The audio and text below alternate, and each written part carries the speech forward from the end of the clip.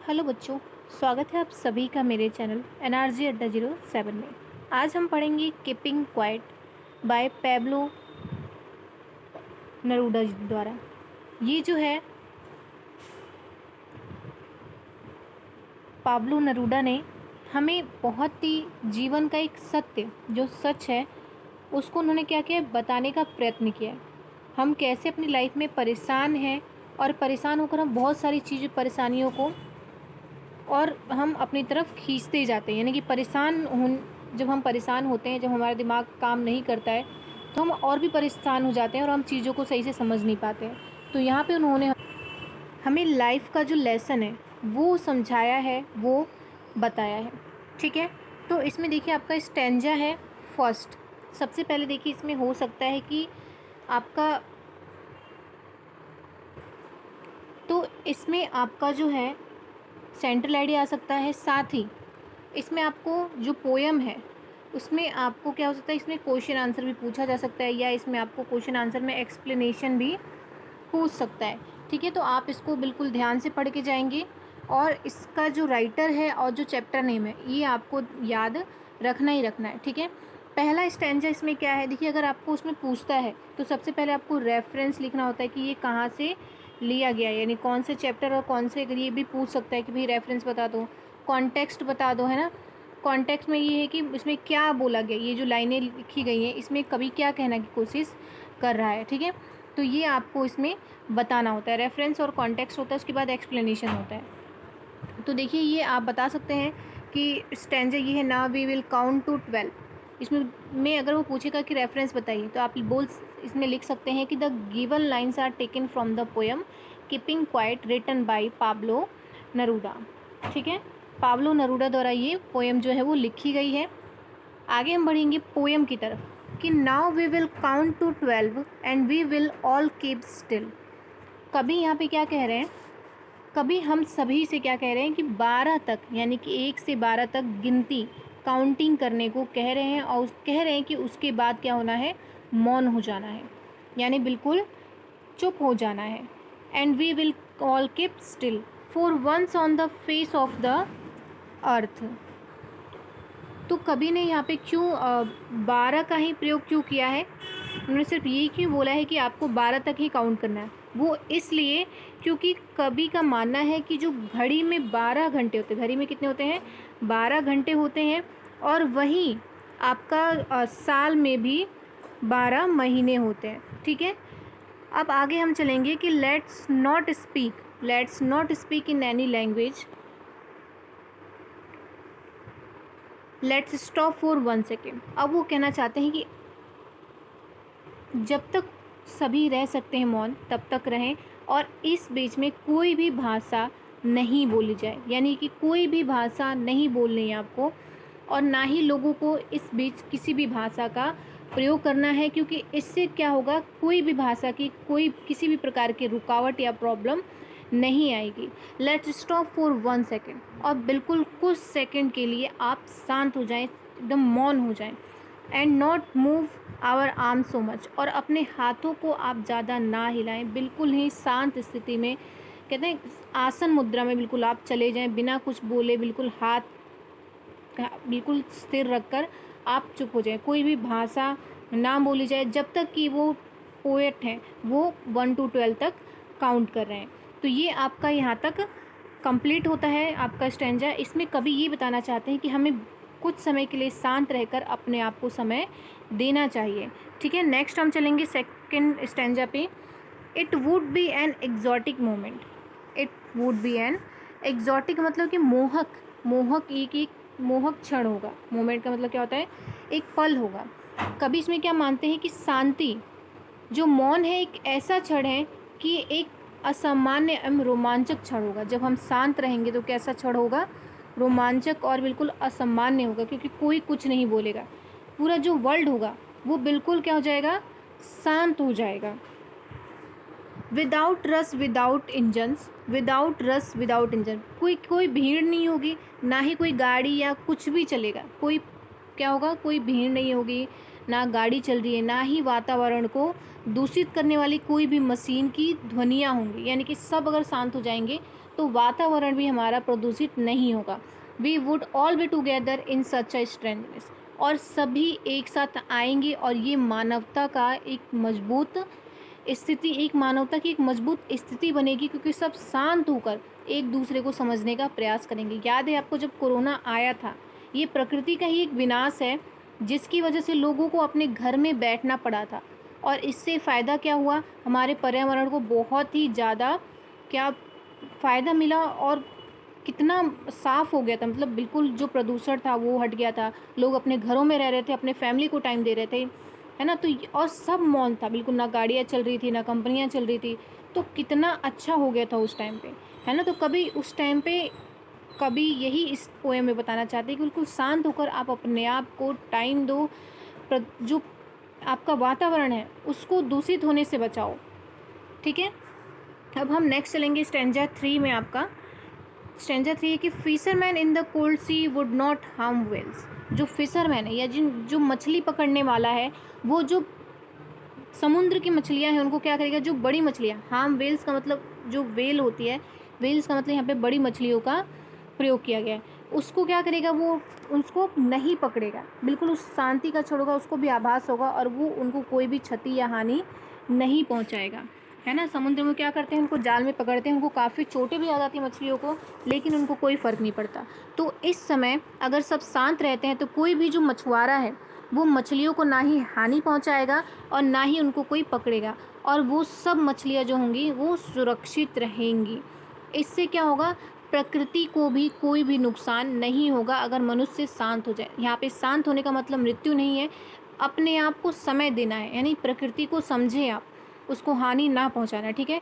And the man gathering salt would look at is hurts hand, यानी कि जो अब ये बात करें कि जो नमक एकत्रित करने वाला है, जो नमक इकट्ठा करते हैं, वो जो श्रमिक वहाँ काम कर रहे हैं उनको भी समय मिलेगा ताकि वो अपने पैर और हाथ के, यहाँ पे हाँ सिर्फ हाथ ही दे रखा है लेकिन उनको चोटें, फिर भी उनको क्या कहते हैं, नमक से बहुत सारा उनका हाथ में चोटें लग जाती हैं, तो वो अपने घाव से क्या होंगे, उबर सकेंगे, उनको समय मिलेगा ताकि वो अपने आप को देख सकें और उनको जो चोटें लगी हैं उनको भर सकें। तो यहाँ पे मनुष्य और जो प्रकृति है दोनों को ही अपने घावों से उबरने का मौका मिलेगा, ठीक है।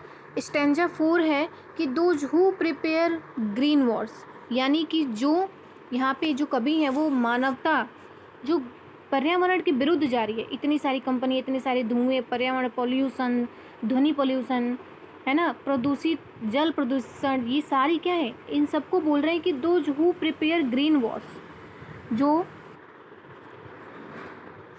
Prepare green wars, war with gas, war with fire, और जो युद्ध की घोषणा करते हैं, यानी सभी तरह के युद्ध की घोषणा जिसमें रसायन, जहरीली गैसें शामिल है। कितने देख रहे हो आप आजकल वर्ल्ड में कितना युद्ध हो रहा है, इससे हमारे पर्यावरण को कितना नुकसान हो रहा है, इस पे किसी का भी ध्यान नहीं जा रहा है। इसलिए पोएट ने इतना समय निकालकर हमें समझाने का प्रयत्न किया है, क्योंकि हम युवा हैं और हम इस बात को समझ सकते हैं। इतना पर्यावरण को नुकसान पहुंचाना कहीं ना कहीं एक इंसान जो है वो अपने आप को ही एक तरफ से नुकसान पहुंचा रहा है। Victory with no survivors would put on the clean clothes, इसमें बोल रहे हैं कि उस जीत का क्या फ़ायदा जब उस जीत के लिए कोई बचा ही ना हो, यानी अगर हम जीत भी जाएं और हम पीछे देखें तो हमारे सारे जो आदमी हैं वो मारे जा चुके हैं, तो इस युद्ध का क्या फ़ायदा, उस विजय को मनाने से क्या फ़ायदा जब कोई बचा ही नहीं रहेगा। साथ ही है कि would put on the clean clothes, कभी कहते हैं victory with no survivors would put on clean clothes. देखिए इससे कोई फ़ायदा नहीं है, आपको अपने जो कार्य हैं, अपने जो युद्ध हैं, जिससे कि जो मनुष्य है, मानवता का और प्रकृति का विनाश हो, उससे उस कार्य को रोक कर आपको शांत हो जाना चाहिए।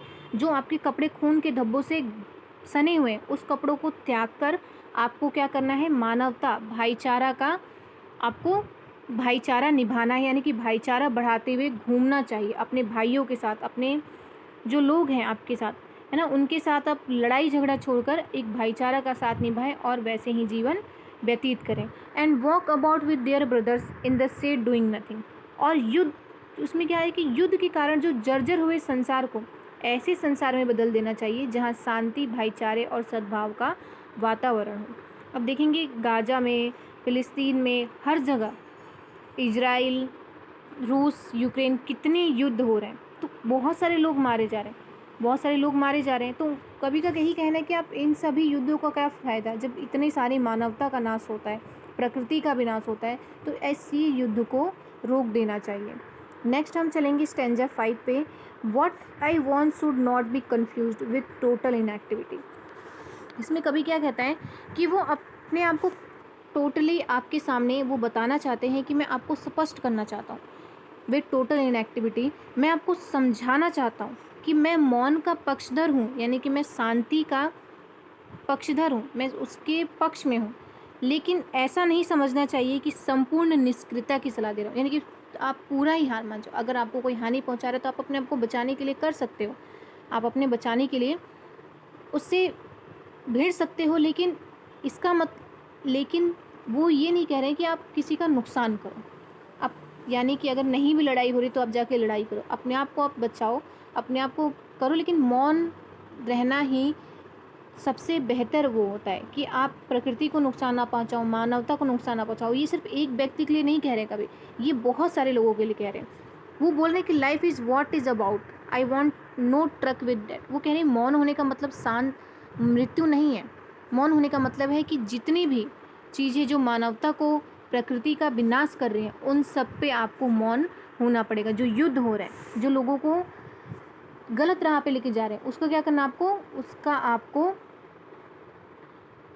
रोक देना है उन सब चीज़ों को, और आपको भाईचारे का सद्भाव लेकर आपको आगे बढ़ना है। यानी कि जीवन को उन्मुक्त से जीना है, शांति से जिए, है ना। और बहुत सारी चिंताएं होती है लोगों के जीवन में, उन सभी चिंताओं को छोड़कर आपको अपने आप को समय दें, मौन होकर अपने आप के बारे में सोचें, तो बहुत सारी जो प्रॉब्लम है वो आपकी सॉल्व हो जाएंगी। नेक्स्ट हम चलेंगे स्टैंजा 6 आपका है कि if we were not too single minded about keeping our life moving. वो कह रहे हैं कि अगर हम कभी, क्या कहते हैं आगे, वो लोगों को सुझाव देते हैं कि आत्म केंद्रित एवं स्वार्थी नहीं होना चाहिए, सिर्फ अपने तक सीमित नहीं होना चाहिए कि हमें सिर्फ अपनी हेल्प करनी है, हमें दूसरों की भी हेल्प करनी चाहिए। And for once could do nothing perhaps a huge silence. एक क्षण के लिए उन्हें अपना जीवन गुजारने, अपनी ज़रूरतों को पूरा करने तथा जिम्मेदारियों को निर्वाह करने के विषय में सोचना बंद कर देना चाहिए। आजकल लोग कितना सोच रहे हैं, भागा जो दौड़ी है वो लगी रहती है। लोग ऑफिस जा रहे हैं, ऑफिस से घर, खाना, फिर कल के बारे में सोचना, फिर राशन कहाँ से आएगा, फिर ये तो कभी कह रहे हैं कि कुछ समय के लिए सोचना बंद करो, जो टेंशन है अपने दिमाग से निकालो, अपने आप को समय दो। जब आप अपने आप को समय दोगे, अपने आप को समझोगे, तो चीज़ें अपने आप ही सॉल्व हो जाएंगी। आपके दिमाग में बहुत सारे सॉल्यूशन अपने आप आ जाएंगे। कि perhaps a huge silence might interrupt in this sadness. वो कह रहे हैं कि वो गहन शांति जो एक क्षण से उत्पन्न होगी, वह लोगों की क्या करेगी, सहायता करेगी। कहीं शोर नहीं, कहीं मारपीट नहीं, कहीं युद्ध नहीं। तो लोगों के दिमाग जब शांत होगा दिमाग, तो ही वो क्या करेंगे, कुछ अपने आप को सोच पाएंगे। अगर आप गुस्से में हैं और आपको कोई और गुस्सा दिला रहा है, आप क्या करेंगे, और भी नुकसान करेंगे, अपना नुकसान करेंगे, दूसरों का नुकसान करेंगे। लेकिन वहीं आप शांत हो जाएं, तो शांत होकर उस प्रॉब्लम को समझने की कोशिश करें, तो उसका हल ज़रूर निकल जाएगा। आगे कह रहे हैं कि mind interrupt this sadness of never understanding our self. इसमें कहते हैं कि लोगों को आत्मविश्लेषण करने एवं स्वयं को न समझ सकने की निराशा से उबरने में उनकी सहायता करती है। Of understanding our self and of threatening our self with death. लोग अपने कार्यों को इस प्रकार उनसे डरते हैं, वो क्या सोचते हैं कि उनकी मृत्यु के भय के कारण पूर्ण करते हैं। यानी उनको लगता है कि अगर मैं खाना नहीं खाऊंगा, पैसे नहीं बुक जमा करूंगा, तो हम क्या करेंगे, हमारे पास चीज़ नहीं बचेंगे, हम मर जाएंगे, है ना। तो ये जो उनका मृत्यु का भय ही तो होता है। जो लोग अपने आप को इस प्रकार से चिंतित करते हैं, अपने आप को इस प्रकार से डिस्टर्ब करते हैं, हमेशा टेंशन में रहते हैं, तो वही कभी कह रहे हैं कि कुछ देर के लिए अपने आप को शांत करो, सोचो, अपने आप को समय दो। नेक्स्ट है आपका स्टैंजा जो है 7वां, ये लास्ट है आपका, कि perhaps the earth can teach us as when everything seems dead. आप कह रहे हैं कि कभी अपनी कविता का अंत यह कहते हुए कहते हैं कि हमें धरती से जीवन एवं मृत्यु के चक्र के बारे में सीखना चाहिए कि किस प्रकार कोई वस्तु कुछ समय के लिए मृत प्रतीत होती है। And later proves to be alive, now I will count up to 12। उसमें कह रहे हैं कि देखिए कैसे जो एक बीज होता है, अब हम आम खा के फेंक देते हैं, जो गुठली होती है बिल्कुल वो ऐसा लगता है कि अब तो ये बेकार है। लेकिन जब हम कहीं उसको उसमें कहीं मिट्टी में जाती है, उसमें थोड़े पानी पड़ जाता है, तो क्या होता है, वो एक नया फिर से पेड़ बन के उभर जाता है। तो जो हमारा जीवन है वो भी ऐसे ही है, बहुत सारी परेशानियों के बाद, बहुत सारे दुख के बाद कहीं सुख तो आना ही है। इसीलिए हमें इसके बारे में, अपने जीवन के बारे में थोड़ा सा सोचना विचारना चाहिए और बहुत सारी परेशानियों को गुस्से में नहीं, शांति से उसका सॉल्यूशन निकालना चाहिए। इसमें क्या करें कि देखिए, कभी यह सुझाव देता है कि now I will count up to 12 and you keep quiet and I will go. इसमें कह रहे हैं कि अब हमें भी मौन अथवा शांति से ऐसे क्षणों का लाभ लेना चाहिए जिससे हम स्वयं को बेहतर रूप से समझ सकें। और वो कह रहे हैं कि अब मैं कभी यही महसूस करते हैं कि जो कहने की उनकी मंशा थी वो मैं कह चुका हूँ। और वो कह रहे हैं कि अब वो चाहते हैं कि जब तक वह 12 तक गिनती गिन रहे हैं तब तक हम सभी मौन रहें और उसके बाद वो चले जाएंगे। तो कबीर ने हमें लाइफ का बहुत ही एक प्यारा सा लेसन, हमें अपनी लाइफ को समझने का एक जरिया बताया है ना, इस पोएम के द्वारा। तो हमें समझना चाहिए, प्रकृति को नुकसान नहीं पहुंचानी चाहिए, ठीक है। साथ ही मैंने central idea of the poem इसमें ऐड कर दिया है, सेम है सारा, बस मैंने इसमें क्या कर दिया है, थोड़ा सा जो ज़्यादा नहीं, थोड़ा ही पूरे चैप्टर से मैंने इसको ऐड किया। The central idea of the keeping quiet by Pablo Neruda is the importance of silence, introspection and unity as a way to achieve peace and understanding among people. Man has become very selfish, जो man है वो काफ़ी selfish हो गया है। His action cage him many mysteries, यानी उसकी जो खुद के एक्शन है उसको क्या करते हैं, बहुत सारी परेशानियों में डाल देते हैं।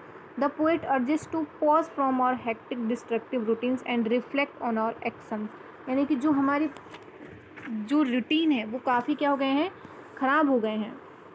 और आज के समय में जो लोग हैं वो जाति, संप्रदाय, वर्ग, धर्म और भाषा, बहुत सारी चीज़ों में क्या कर रहे हैं, बटे गए हैं। आप देख रहे हैं कि कितनी सारी लैंग्वेजेस की लड़ाइयाँ हो रही हैं आजकल, है ना। The world today divided into divided by the man made boundaries of caste, creed, race, religion, languages, culture, यानी कि संस्कृति में भी अब क्या हो गया, बंटवारा हो गया, भाषा में बंटवारा हो रहा है, भौगोलिक क्षेत्र में बंटवारा हो गया। तो हमें इन क्या करना चाहिए, इन तुच्छ विवादों से ऊपर उठकर लक्ष्यों पर ध्यान केंद्रित करने की ज़रूरत है। The poet talks about the, इसमें क्या कह रहे हैं कि the poet talks about necessity of creating a feeling of mutual understanding among human beings and discusses the need of maintaining piece.